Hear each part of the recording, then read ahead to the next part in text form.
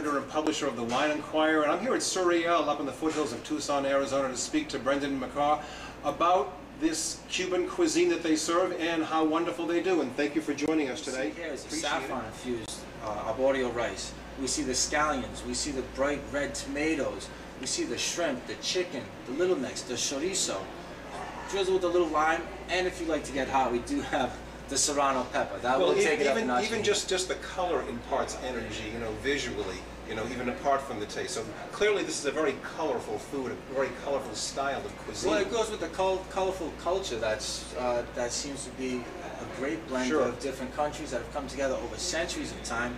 And I think the food that we see put out is indicative of that. And the other dish that you have here in front of it, can you describe that for us? The empanadas. Now the empanadas, once again, this is a dish that takes on many different ways of being prepared, depending on what country or what products we do. Goat cheese with a touch of cream cheese to cut that down. We do roasted tomatoes, a bit of panko, a nice breadcrumb. We have garlic and cumin in there to really bring out some flavors. We do a cilantro lime slaw to go with that. Good. I think the great thing about the cilantro lime slaw is it's not a mayo based. It's nice and light and crisp, so it goes great with a lot of things. That's wonderful. We're about to have here served at the table a very unusual starter where Rosalie and I have, my wife, have ordered here a number of times before. And why don't you go ahead and describe this for us, Brendon, because it's a real classic, lively, and very unique starter.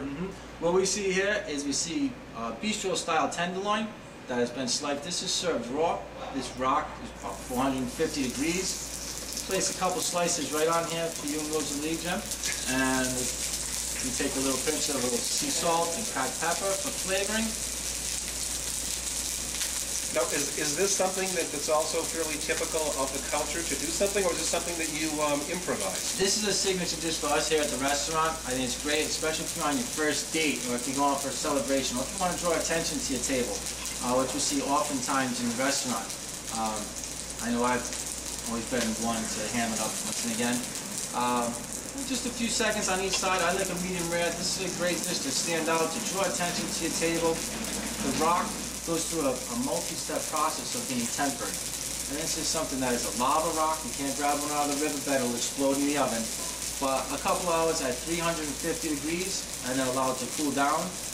Again at 450 degrees for 3 hours now. And then a final tempering at 500 degrees for 4 hours.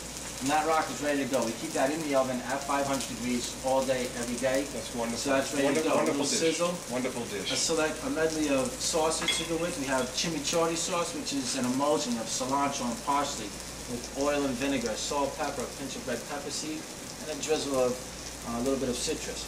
The tomatillo sauce, known as the salsa verde, and the salsa ranchera, if you like a little bit more kick, the smoked habaneros.